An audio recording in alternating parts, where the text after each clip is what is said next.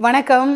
கும்பகோணத்தில் சோலா art works அப்படிங்கிறது கொலுபொம்மைகள் உலகத்தில் தனித்துவமான இடம் பெற்ற ஒரு இடம். ரொம்ப ரொம்ப அழகாக நேர்த்தியாக பார்க்க லட்சணமான சிலைகள் அப்படிங்கிறது இங்கே நம்ம பார்க்க முடியும். இப்போ என்னுடைய கும்பகோணம் பயணத்தில் நான் கண்டிப்பாக இங்கே வந்து என்னுடைய கண்ணால் இதெல்லாம் பார்த்து ரசிக்கணும் அப்படிங்கிறதுக்காக இங்கே வந்திருக்கேன். இங்கே ப்ராசஸ் தான் போயிட்டுருக்கு. இன்னும் நமக்கு 2 மாத காலம் இருக்குது நவராத்திரிக்கு. அதனால் நிறைய ப்ராசஸ் தான் இப்போது ஆல்மோஸ்ட் ஃபினிஷிங் ஸ்டேஜில் இருக்கிற மாதிரியான வேலைகள் தான் தொடர்ச்சியாக நடந்துகிட்ருக்கு. இவங்களுக்கே உரிய பிரத்யேகமான பொம்மைகள் என்னென்ன அப்படிங்கிறத நம்ம தொடர்ந்து பார்க்க போகிறோம். இவங்களுடைய பொம்மைகளுடைய நேர்த்தியை ஒரு சின்ன சாம்பிளாக நான் உங்களுக்கு காட்டணும்னு நினைக்கிறேன். பாருங்கள், இவங்க யாருன்னு சொல்லி நீங்கள் பார்த்தீங்கன்னா உங்களுக்கு ஐடியா தெரியுதா என்னன்னு தெரில. இவங்களை தனியாக பார்க்கும்போதே உங்களுக்கு அடையாளம் புரிஞ்சிருக்கும்னு நினைக்கிறேன். சீதாதேவி தான் இப்போ நீங்கள் பார்க்குறீங்க. அந்த முகத்தில் இருக்கக்கூடிய ஒரு ஃபினிஷிங், ஒரு லேக்கர் கோட்டிங் கொடுத்த மாதிரி உடம்பு ஃபுல்லாக ஒரு ஷைனிங் இருக்கிறது, அந்த பெயிண்டிங்கில் ஒரு தரம் இருக்கிறது, இதெல்லாம் நம்ம பார்க்க முடியுது. இப்போது ஸ்ரீராமரையும் நம்ம இணைச்சி பார்க்கலாம். இங்கே பாருங்கள், ஸ்ரீராமரும் வந்துட்டார். சீதா இருக்கிற இடம் அவருக்கு அயோத்தின்னு சொல்லிட்டு வந்துட்டார். ஆக்சுவலி ராமர் இருக்கிற இடம் சீதாவுக்கு அயோத்தி இல்லையா? இங்கே அப்படியே உல்டாவாக சொல்லுவோம், மனைவியோடு தான் கணவர் இருக்க ஆசைப்பட்டு வர்றாருன்னு. இங்கே பாருங்கள், அவருடைய உடம்பு கலர் வந்து அவ்வளோ அழகாக கொடுத்துருக்காங்க. அந்த கன்னத்தில் ஒரு சின்னதாக ஒரு பிங்க் கலர் அவருக்கு வந்து அது ரொம்ப அழகாக எடுத்து காட்டுது. அதுமாரி மகாலட்சுமி அம்சமாக இருக்கக்கூடிய சீதாவை நம்ம அழகாக பார்க்குறோம். ரொம்ப நேர்த்தியாக ராம் பரிவார் சிலையில் இந்த 2 நான் சாம்பிளாக காட்டுறேன். இன்னும் நிறைய சிலைகள் என்னென்னு இது எல்லாமே இன்னும் நிறைய வேலைப்பாடுகள் பண்ண வேண்டியதெல்லாம் இருக்குது. இந்த கோல்டு ஆர்னமெண்ட்ஸுக்கெல்லாம் போடணும். இப்படி இன்னும் கொஞ்சம் பெயிண்டிங் ஒர்க்கு பேலன்ஸ் இருக்குது. தொடர்ச்சியாக நம்ம என்னென்ன வேலை இங்கே நடந்துகிட்ருக்கு, புதுவிதமான பொம்மைகள் இதெல்லாம் தயாராகிட்டுருக்கு அப்படிங்கிறத பார்க்கலாம் வாங்க. சூரிய பகவானுக்கு 2 மனைவிகள், சாயா உஷா அப்படின்னு 2 பேர் சொல்லுவாங்க. உஷா சாயான்னு சொல்லலாம். இப்போ இங்கே பார்த்தீங்கன்னா சூரிய நாராயண பெருமாளை நடுவில் பார்க்குறீங்க, 2 மனைவி. இப்போ இவங்களுடைய ஆடையுடைய அந்த பாவாடை, அந்த தாவணி போட்ட மாதிரியான அமைப்பில் எப்படி இருக்காங்க. பின்பக்கம் பாருங்கள், அந்த அழகான ஜடை இதெல்லாம் பார்க்குறீங்க. இன்னும் இந்த கோல்டெல்லாம் ஆர்னமெண்ட்ஸுக்கு போட்டதுக்கு அப்புறமா இந்த லுக்கு வந்து வேறு லெவலில் வந்துடும். இப்போ நம்ம சூரியன் மட்டும் ஃபினிஷாக இருக்கிறத பார்க்குறோம். இப்போ உஷா சாயா 2 பேருமே அந்த கோல்டு நகைகளோடு பார்க்கும்போது ரொம்ப அழகாக இருப்பாங்க. இவங்களோட எக்ஸ்க்ளூசிவ் ஒரு பொம்மை தான் சூரிய நாராயண பெருமாள் உஷா சாயாவோட இருக்கிறது. தயாராகிட்டுருக்கிற தட்சிணாமூர்த்தி சிலை தான் நீங்கள் பார்க்குறீங்க. நம்ம கோயிலில் எப்படி பார்ப்போமோ அந்த மாதிரி ஒரு அழகோட தெளிவாக அவருடைய காது கிட்ட இருக்கக்கூடிய அந்த செம்பருத்தி மலர்கள்லேருந்து எல்லாம் ரொம்ப டீட்டெயிலிங் கொடுத்து, சனகாதி முனிவர்கள்னு பிரம்மாவுடைய 4 புதல்வர்கள் இருக்கிறது, முயலகன்ற அசுரன் கீழே இருக்கிறது, அவர் கால் மேலே கால் போட்டு ஒரு யோக நிலையில் அமர்ந்திருக்கக்கூடிய தட்சிணாமூர்த்தியை நம்ம பார்க்குறோம். ரொம்ப அழகாக நேர்த்தியாக செய்யப்பட்டிருக்கிற ஒரு சிலை.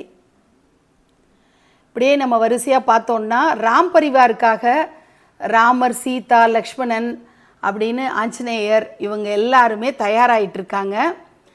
இங்கே முருகப்பெருமானுடைய அழகை வார்த்தைகளால் விவரிக்க முடியாது. அந்த அளவுக்கு மயிலை வந்து அப்படி அணைச்சிட்ருக்கிற மாதிரி அவர் அழகாக நிற்கிறாரு. முருகப்பெருமான் மயிலோடு இருக்கிற ஒரு அமைப்பு சூப்பராக லட்சணமாக இருக்கார். இப்போ நீங்கள் பார்க்குறது 18 சித்தர்கள், அவங்கெல்லாம் தயாராகிட்டே இருக்காங்க. இன்னும் நிறைய ஒர்க் அதில் பேலன்ஸ் இருக்குது. இப்போ நம்ம தயார் நிலையில் பார்த்துட்ருக்கோம். என்னென்னலாம் இங்கே அவைலபிளாக இருக்குது அப்படிங்கிறது உங்களுக்கு தெரியணுங்கிறதுக்காக இங்கே நம்ம பார்த்துட்டே வர்றோம். 18 சித்தர்கள் வரிசையாக பார்க்குறீங்க. அதன் பிறகு இங்கே கீழே அடுத்த வரிசையில் பார்த்திங்கன்னா ராமர் பட்டாபிஷேகத்துக்கு வரக்கூடிய செட்டு. அதில் குகன் வர்றாரு, ஆஞ்சநேயர் வர்றாரு, இப்படி எல்லோரும் வர்ற மாதிரி இருக்குது. பிள்ளையார் எவ்வளோ நேர்த்தியாக அழகாக பண்ணியிருக்காங்க. ரொம்ப திருத்தமான ஒரு சிலையாக இருக்குது. வியாசர், மகாபாரதத்தை எழுதிய வியாசர் இங்கே நம்ம பார்க்க முடியுது. அடுத்தது ராமர் பட்டாபிஷேக காட்சி. அழகாக அந்த படிக்கட்டு மாதிரி அந்த சிம்மாசனத்தில் அழகாக கோலம் போட்டு வச்சுருக்காங்க. ரொம்ப நல்லா இருக்குது. இங்கே கற்பக விநாயகர் சிலை உருவாயிட்டிருக்கிறதையும் பார்க்குறோம். பிள்ளையார்பட்டி கற்பக விநாயகருடைய திருவுருவ சிலை. அடுத்தது ராமர் பட்டாபிஷேகத்துக்குரிய மற்ற பொம்மைகளும் நம்ம பார்க்குறோம். இப்போது நம்ம பார்க்குறது எல்லாம் நம்ம இந்தியாவில் இருக்கக்கூடிய 15 மாநிலங்களுடைய உடை அமைப்பில் காட்டுறாங்க. இந்தியாவில் நிறைய மாநிலங்கள் இருந்தாலும் 15 கலாச்சார உடையில் இருக்கிற மாதிரியான பொம்மைகள் இங்கே செஞ்சிட்ருக்காங்க. இன்னும் வந்து ப்ராசஸ் முடியல, இன்னும் கண் எழுதுறது, நகைகள் போடுறதுன்ற மாதிரி இன்னும் கொஞ்சம் ஒர்க் இருக்குது. ஒவ்வொருத்தரும் அவங்கவுங்க பாரம்பரிய உடையில் இருப்பாங்க. நிறைய பேருக்கு சோலா ஆர்ட் ஒர்க்ஸில் இருக்கக்கூடிய 63 தரிசனம் பண்ணணுன்ற ஆசை வந்து ஒரு நிறைய இருக்கும்.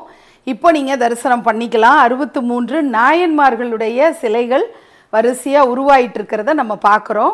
இவங்களுடைய பிராண்டிங் அப்படின்னு சொல்லி ஒரு ஆர்ட் ஒர்க் செய்யக்கூடிய அந்த கொலு பொம்மைகள் செய்கிறவங்களுக்கு அவங்களுக்குன்னு தனித்துவமான அடையாளம் இருக்கும். அந்த மாதிரி சோலா ஆர்ட் ஒர்க்ஸோட மிக முக்கியமான ஒரு அடையாளமாக 63 சிலையை நம்ம பார்க்குறோம். உடம்புல வந்து இந்த திருநீர் பட்டை போடுறது, இன்னும் நிறைய டீட்டெயில்ஸ் கொடுக்கறதுன்னு வேலை அதிகம்.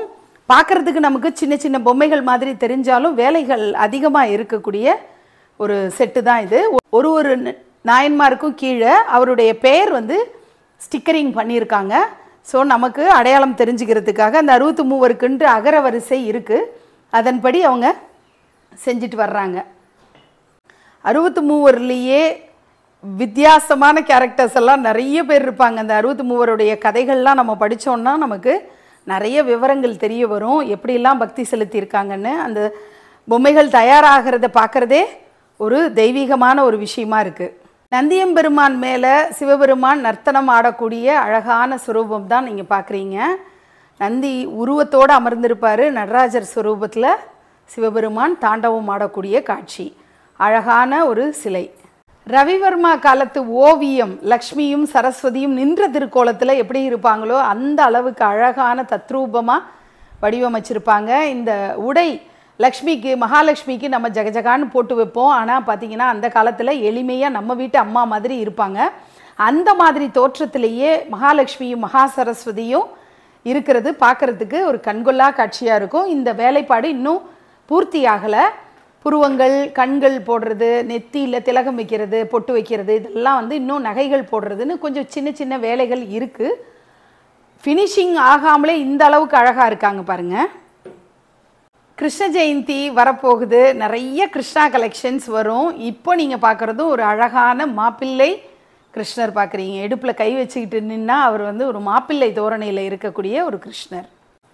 அண்ணனும் தம்பியும் எப்போதும் கொஞ்சம் தகராறும் சண்டையுமா தான் இருப்பாங்க. ஆனால் இங்கே எவ்வளோ அன்போடு 2 பேரும் ஒரு ஃபோட்டோவுக்கு போஸ் கொடுக்குற மாதிரி அழகாக நிற்கிறாங்க பாருங்கள். பிள்ளையாரோடு முருகர் அற்புதமாக இருக்கக்கூடிய ஒரு சிலை தான் நீங்கள் பார்க்குறீங்க. ரெடி ஆகிட்டு இருக்கக்கூடிய சங்கீத மும்மூர்த்திகள் நீங்கள் பார்க்குறீங்க. அப்புறம் ராகவேந்திரர், இப்படி நிறைய சிலைகள் இங்கே உருவாயிட்டு இருக்கிற ஆரம்ப ஸ்டேஜில் இருக்கிற சிலைகளும் நம்ம பார்க்குறோம். இங்கே நம்மாழ்வாருக்கு பின்னாடி கிருஷ்ணர் வந்து எட்டி பார்க்கக்கூடிய இந்த காட்சியும் ரொம்ப அழகாக இருக்கும். இந்த சிலை பாருங்கள், நம்மாழ்வார் உட்காந்துட்ருக்காரு, அவருக்கு பின்னாடி கிருஷ்ணர் அப்படி எட்டி பார்க்குறாரு பாருங்கள். அவருடைய கையை வந்து நெஞ்சு மேலே அணைச்சிட்ருக்கிற மாதிரி ரொம்ப அழகான சிலை. நிறைவாகும்போது கலரிங்கெல்லாம் பண்ண பிறகு வேறு லெவலில் வரும். ஞான சம்பந்தருக்கு பார்வதி தேவி ஞானப்பால் கொடுக்கக்கூடிய அற்புதமான காட்சி. இது வந்து நிர்விக்னலக்ஷ்மி இல்லத்தில் இந்த சிலை வந்து நான் இங்கே சோலா ஆர்ட் ஒர்க்ஸ்லேருந்து தான் வாங்கியிருந்தேன். ரொம்ப பிடிச்சிருந்தது எனக்கு இந்த அம்சம், இந்த அழகு. பார்வதி தேவி காலை அப்படி மடித்து உட்காந்துருக்கிற அழகு வந்து ரொம்ப ரொம்ப பிடிச்சிருந்தது. இவங்ககிட்ட தான் போன வருஷம் நான் வாங்கினது.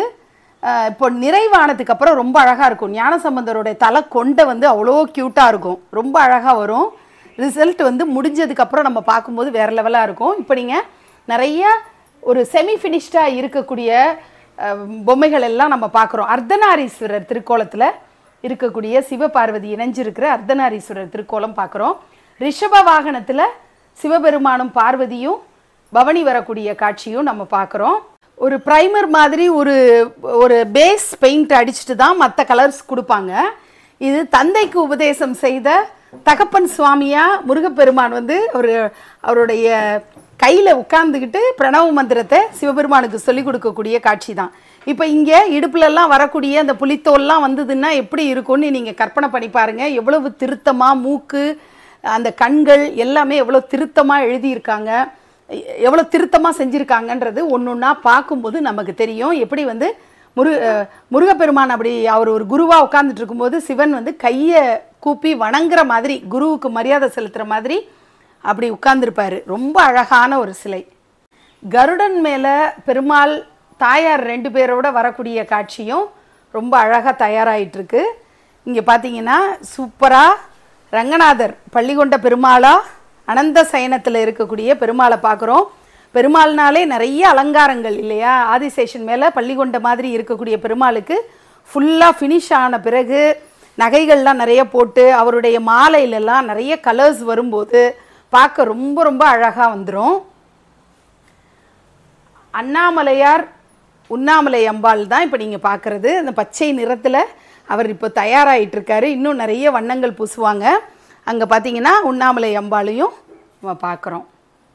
நம்ம ஏற்கனவே வியாசர் பார்த்தோம் இல்லையா? வியாசருடைய ஆசிரமம் இருக்கணும்ல, குடில். அந்த குடில் தான் மரங்களோடு இருக்கக்கூடிய காட்சி நம்ம பார்க்குறோம். இங்கே ஒரு மாதிரி இன்ஸ்ட்ருமெண்ட் வாசிக்கிற மாதிரி மத்தளம் வாசிக்கக்கூடிய விநாயக பெருமான் 2 கைகளை தூக்கி ரொம்ப சந்தோஷமாக ஆடக்கூடிய வகையில் அதாவது ஒரு மத்தளம் வாசிச்சுட்டே டான்ஸ் பண்ணுற ஸ்டைலில் இருப்பார். 2 கைகள் மத்தளம் வாசிக்கிறதையும் நம்ம பார்க்குறோம். ரொம்ப அழகாக உருவாயிட்டிருக்கு. அங்கே கருமாரியம்மனுடைய சிரசு மட்டும் நம்ம பார்க்குறோம். இந்த சிரசு ரொம்ப அழகாக இருக்கிறத பார்க்க முடியுது. இங்கே ராகவேந்திர சுவாமிகள் நல்ல பெருசாக 1.5 அடி உயரத்தில் தயாராகிட்டுருக்காரு. இந்த பக்கம் நந்தியம்பெருமான் மத்தளம் வாசிக்கிறதுல அவர் ரொம்ப பெரிய எக்ஸ்பர்ட். அவரை தான் நீங்கள் இங்கே பார்க்குறீங்க. மத்தளம் வாசிச்சிட்ருக்காரு. சிவபெருமான் நடனத்துக்கு நந்தியம்பெருமான் மத்தளம் வாசிக்கிற மாதிரி காட்சி நம்ம ஒரு தீமாக நம்ம வைக்க முடியும். ஆதி அந்த பிரபு தான் இப்போ நீங்கள் பார்க்குறீங்க.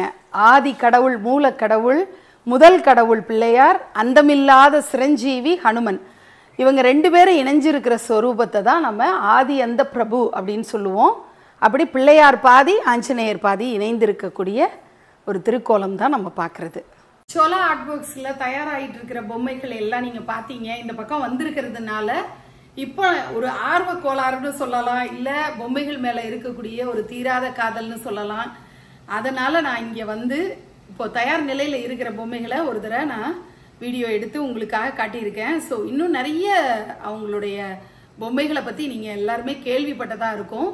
ஸோ அவங்க சம்மந்தப்பட்ட எல்லா டீட்டெயில்ஸும் டிஸ்கிரிப்ஷனில் கொடுத்துருக்கேன். உங்களுக்கு தேவையானதை நீங்கள் கால் பண்ணி கேட்டு அவங்கக்கிட்ட ஆர்டர் பிளேஸ் பண்ணிக்கலாம். இன்னொரு அழகான வீடியோவில் நான் உங்களை சந்திக்கிறேன். நன்றி.